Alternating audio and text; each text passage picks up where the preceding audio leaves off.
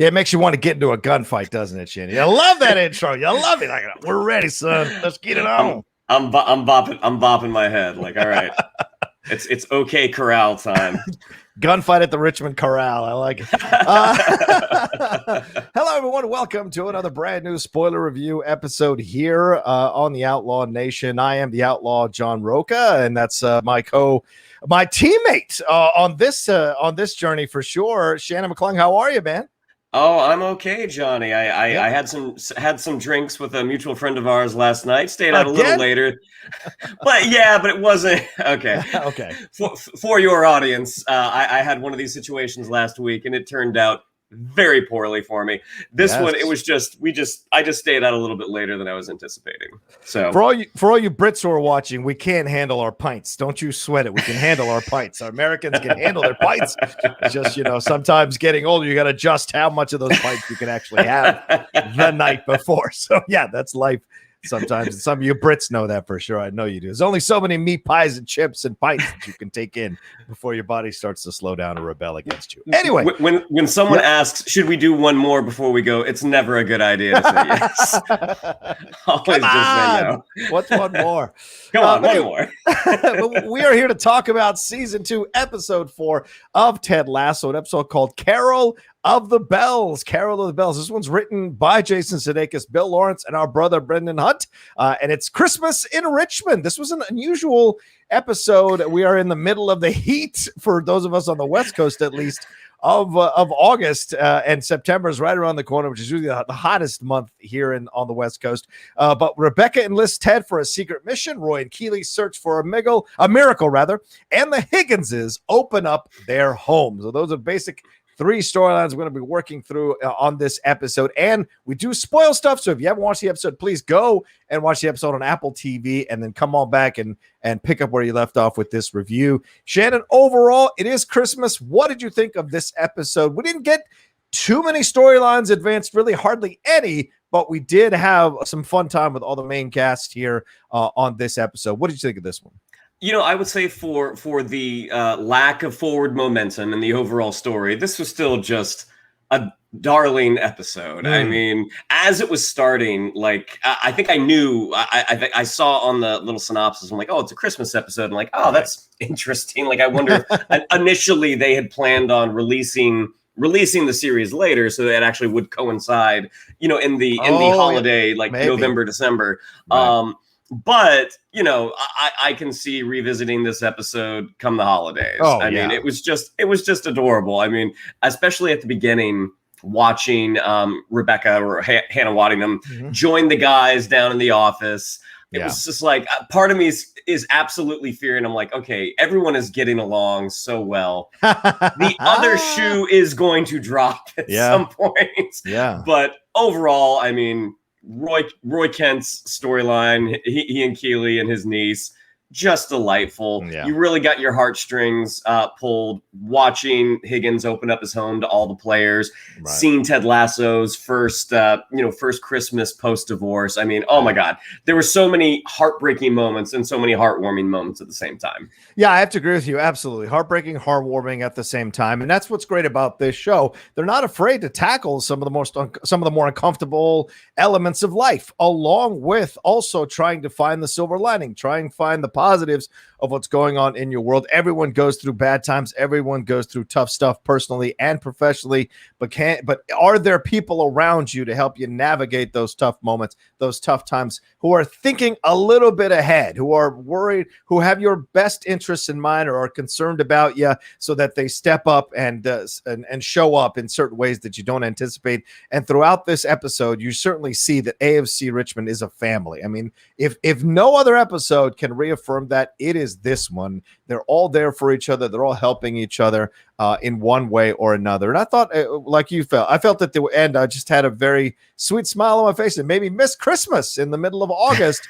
And it's kind of crazy. I know this is nuts for people to accept, but like, we're only 3 or 4 months away from Christmas. So it's kind of crazy to think about the year of 2021 is almost over. We're 4 months away. And you guys might be like, oh, it's 4 months, but 4 months can go like that for sure, especially in the time of COVID, ladies and gentlemen. So, nary a mask was seen in this episode. So, this was shot not around COVID time. So let's jump into this thing. As I said, it's Christmas at AFC Richmond. We've got Secret Santa going on, which apparently is a new club tradition, Shannon. Half days for Christmas. They've got a big game going on. And clearly some time has jumped from the last episode, Shannon. They took that loss at the end last episode, but finally they broke their schneid of draws.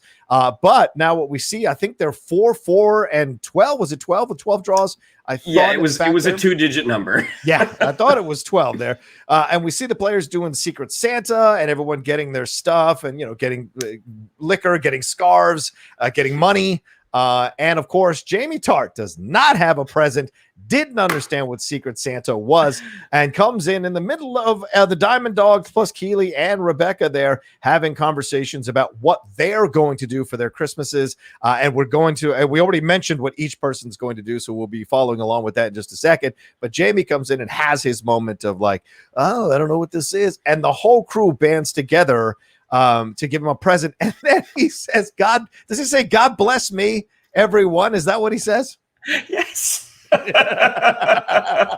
Just the most tone deaf guy. Like, you can see, even though we have had some forward progression because they now do have 4 wins along with 4 losses and even more draws. So Jamie probably is not entirely comfortable on the team yet. Right. But, I think the old Jamie didn't get a present like, oh, mate, your present's me. I'm saying hi. I'm saying hi to you. I'm wishing you season's greetings.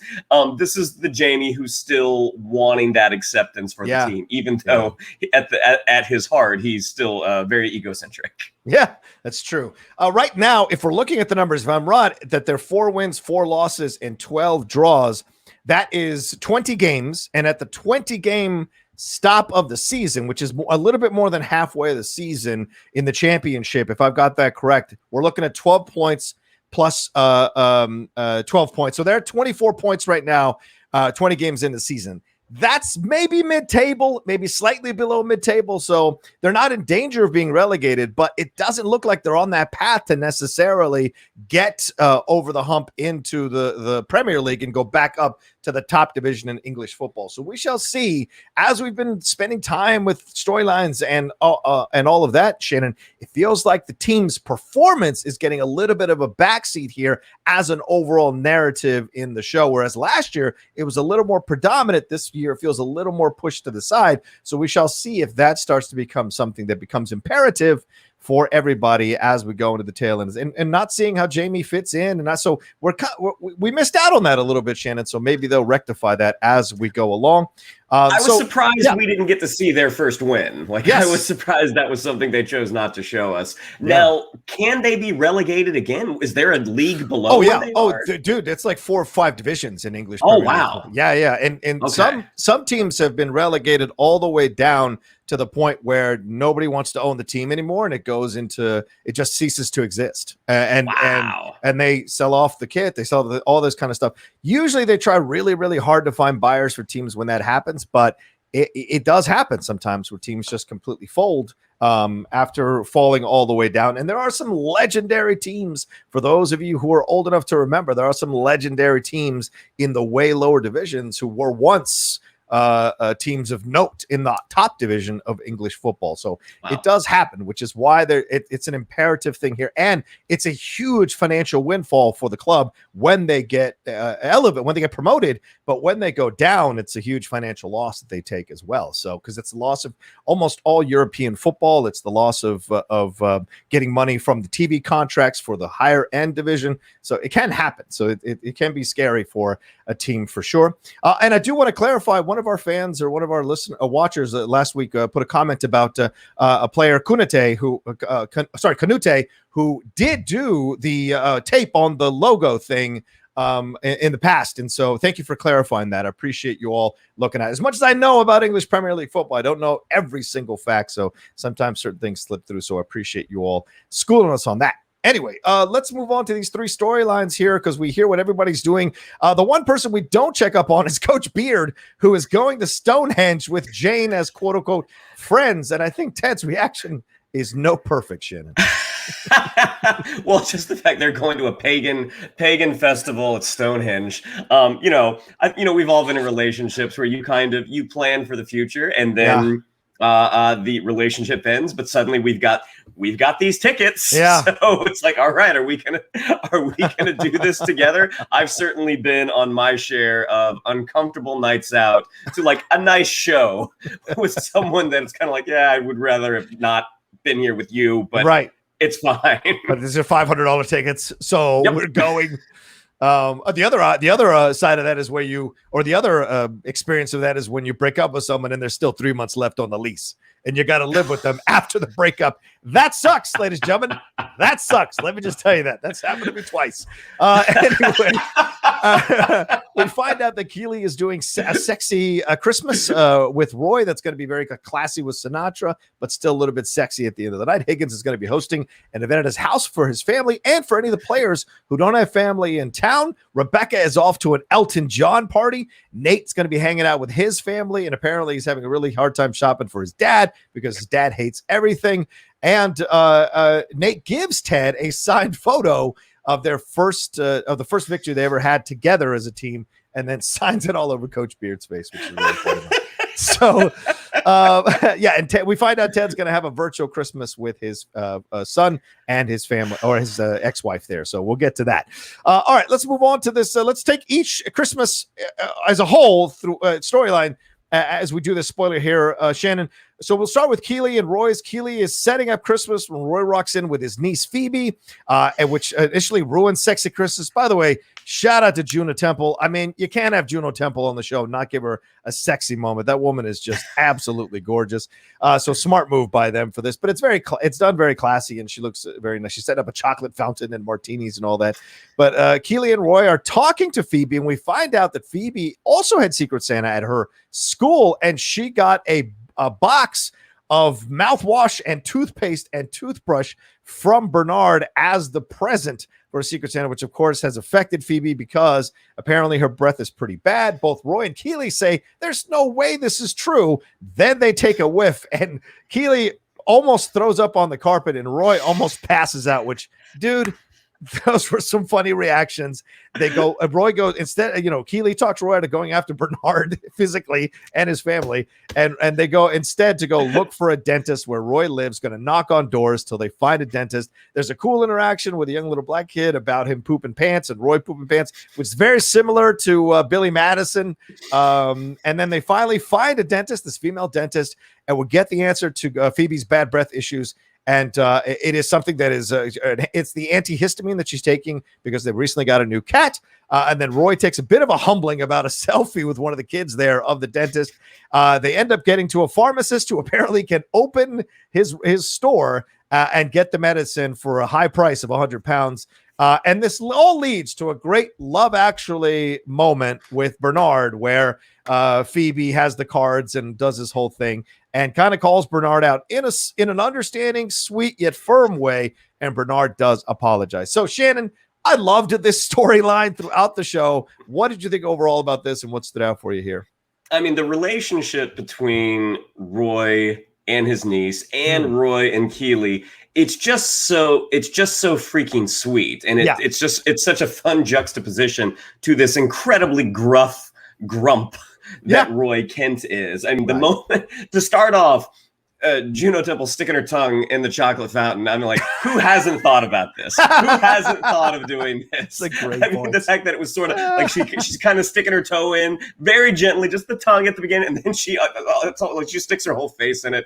I've only been to a handful of parties that have had a chocolate fountain. I feel like every person at those parties was like, what would happen if? Like, would this be the most amazing thing, or would I absolutely be socially shunned? Right. But watching Keeley, as soon as Roy comes in with Phoebe and you didn't check my text, or you didn't check the text I sent you. Right. The way that Phoebe immediately pivots and makes it all about Phoebe, it's just so freaking sweet. Yeah. And then to watch them trying to figure out, all right, well, when are we going to do sexy? Well, we can't do it tomorrow. I can't do that. The 28th. We're going to do it the 28th.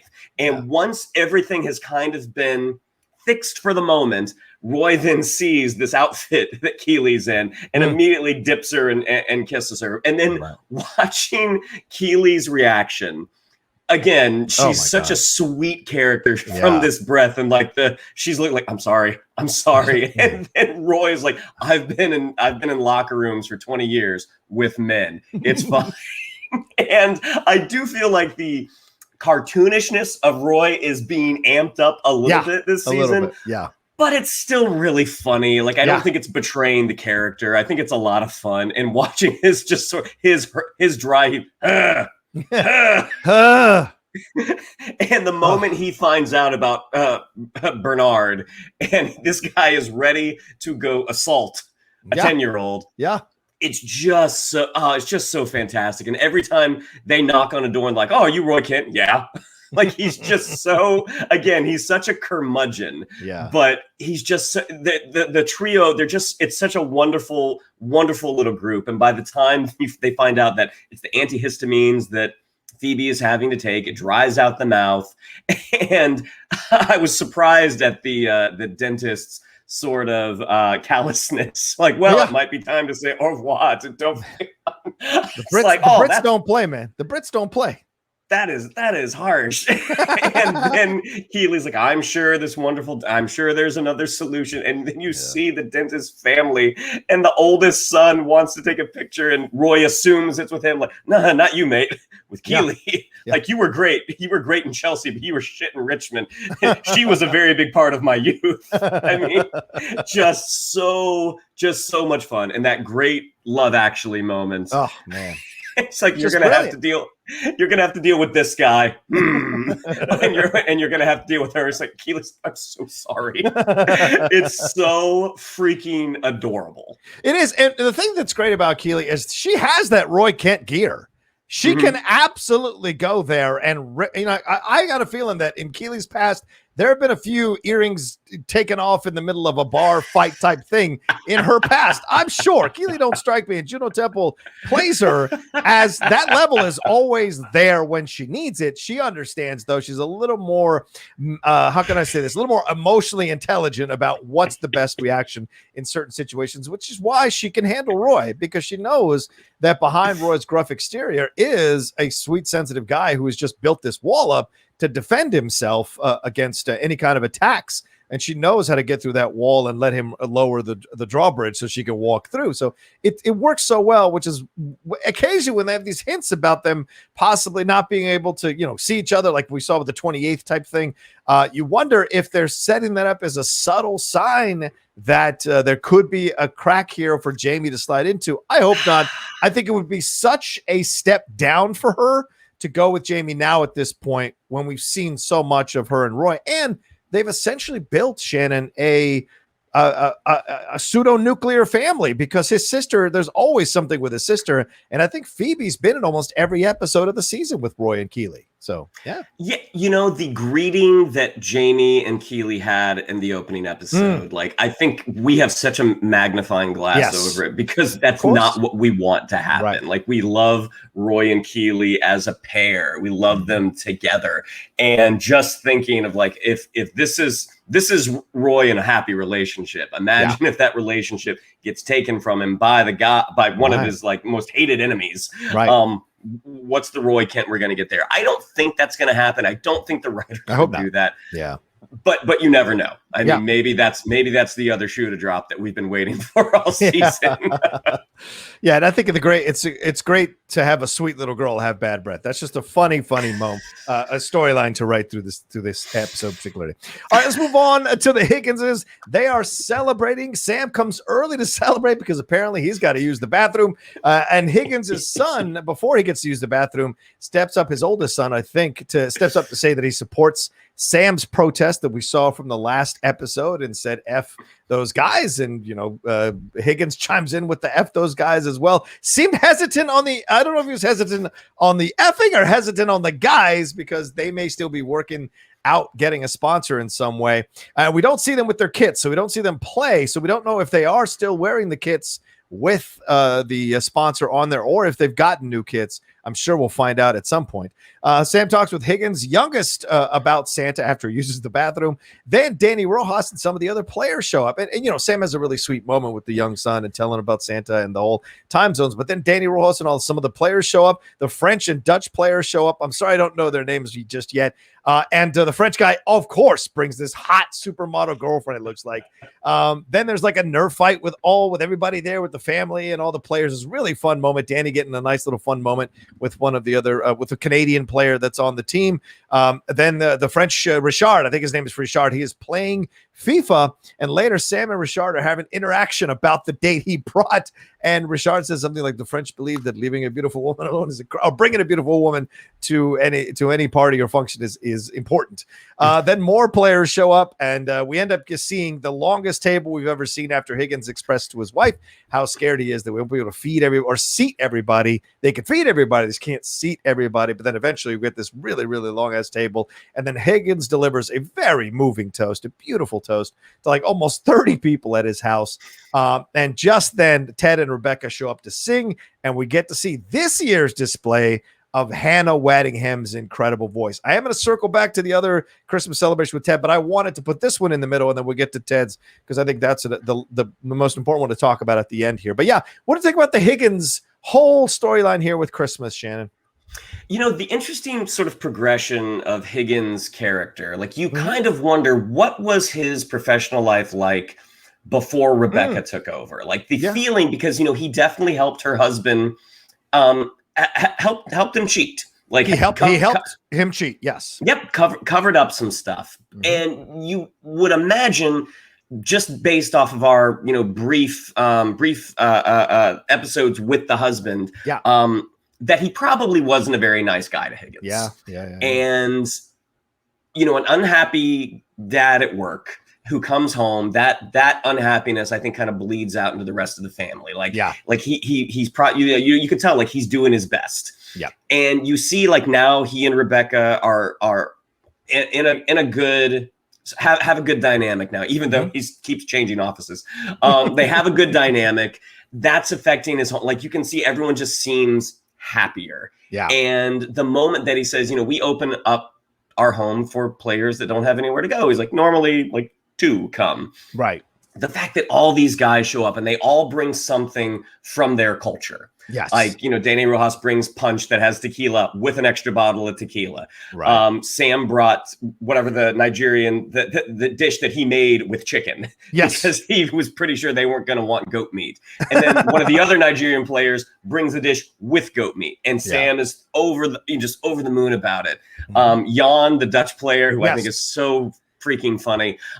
Just watching all these guys have this kind of home away from home, and how a few of them said like, our families are really happy we had some place to go on Christmas. That's just such a sweet thing. And it's something that I feel like people out here, or at least anyone who's a transplant can relate to. I mean, everyone, we had, when you were in LA, I mean, there were several years where we would have Christmas with our friends, with our sort of Christmas. Yeah, exactly. And even Christmas Day. I mean, sometimes like if people didn't go home, if they didn't go visit their family, you had some place to go. I mean, Higgins' thing, his toast, like, friends are the family you choose. Right. And it's just this, again, it's just the sweetest thing. And watching the Nerf battle, watching the youngest son basically, mow down Danny Rojas and the French Canadian guy. I mean, it was just so sweet and so much fun. Yeah. And the French Canadian guy is Thierry in the show. That's his name. And yes, you're right. Thanks for correcting me on Jan Moss. I keep forgetting his name.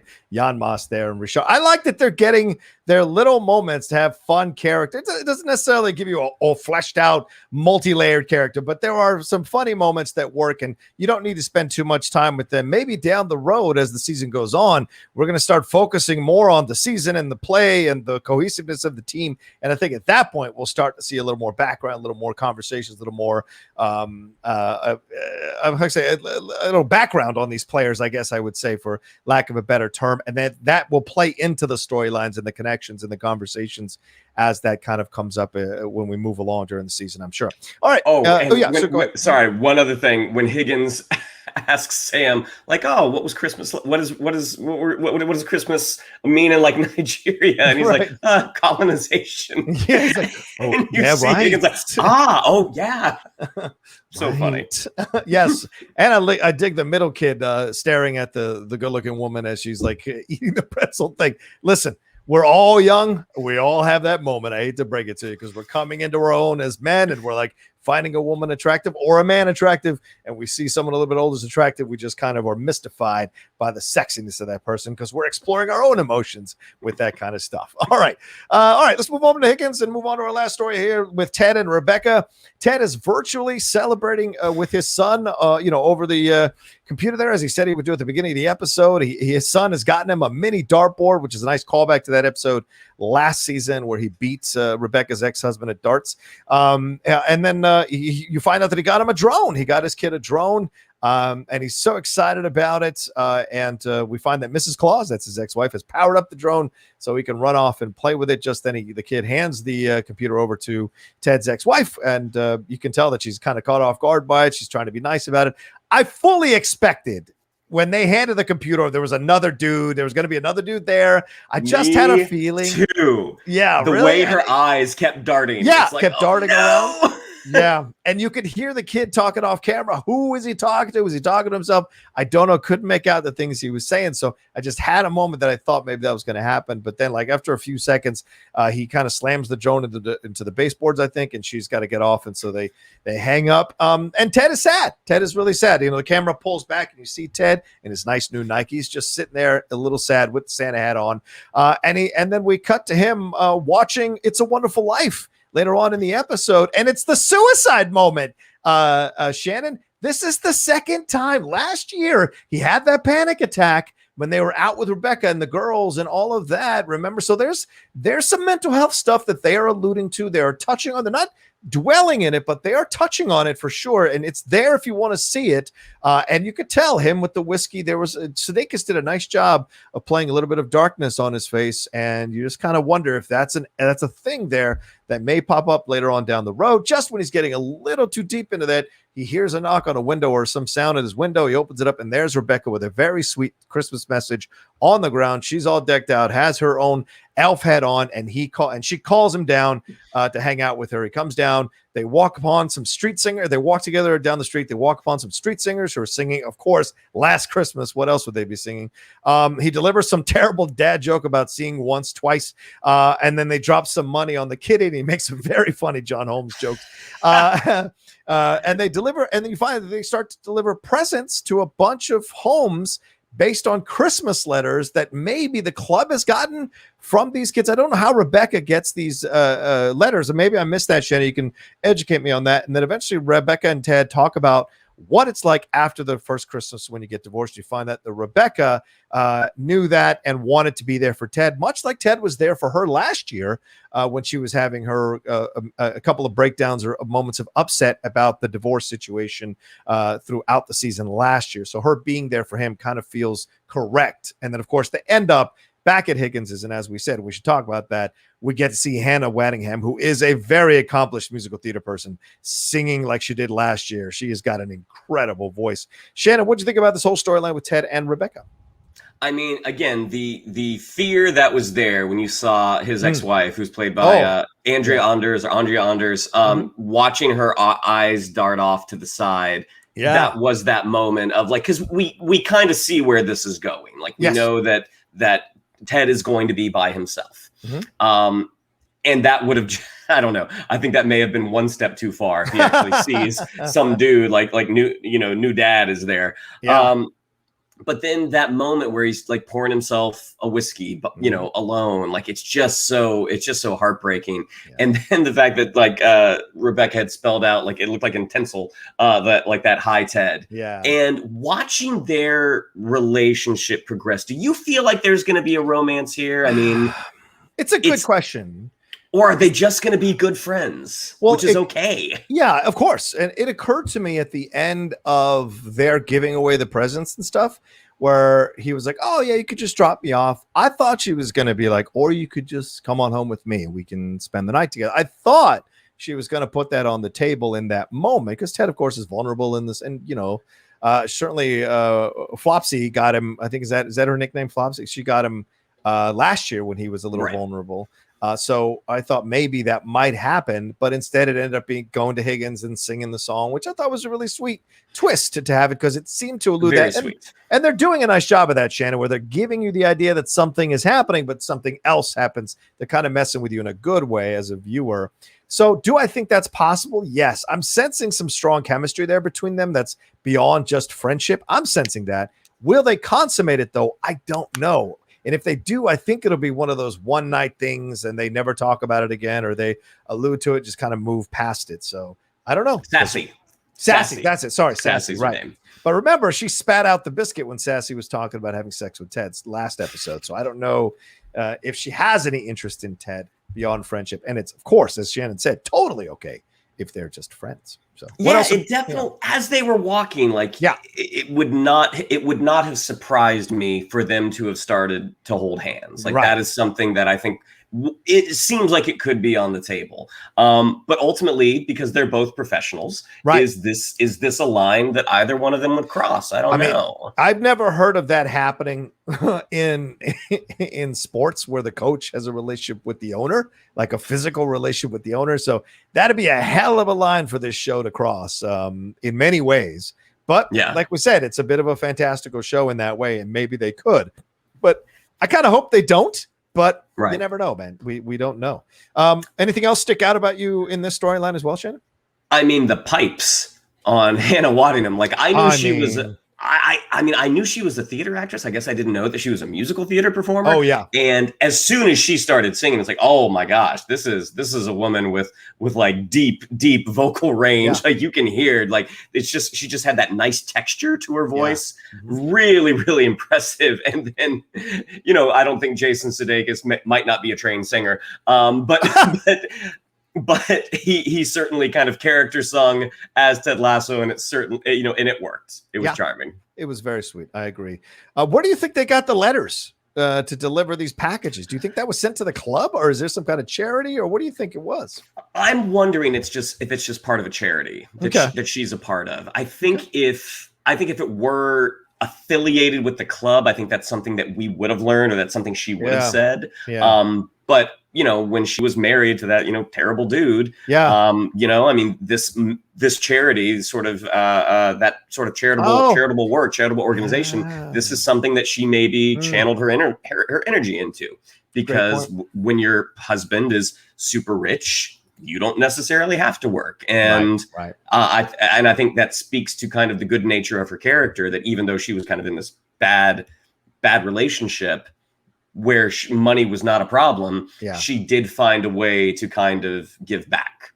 Yeah, I think you're right, because she does say, I did this in years past, because Ted asked her, when did you start doing this? And so but she said, last year I sat around and just drank and felt bad about myself and blah, blah, blah. So that's why she felt the need to step forward for Ted on the first Christmas with it after a divorce, to be there for him. So clearly she's been doing this for a bit. She just took the year off last year because of that divorce situation. So it's good. I thought it was really sweet. I love my girlfriend. I'm never going to leave my girlfriend, but I'm developing a very mad crush on Rebecca Waddingham, and because she's fantastic in this show. She's she's brilliant. She's smart. She's funny. She's gorgeous. She's got a hell of a pipe. And if you want to go on YouTube, everybody, and listen to those pipes of hers.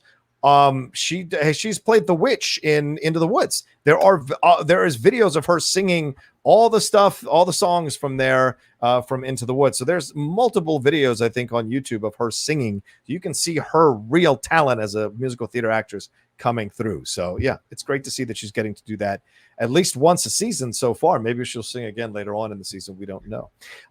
Okay, so overall, that's our spoiler review episode of this season 2, episode 4, Carol of the Bells.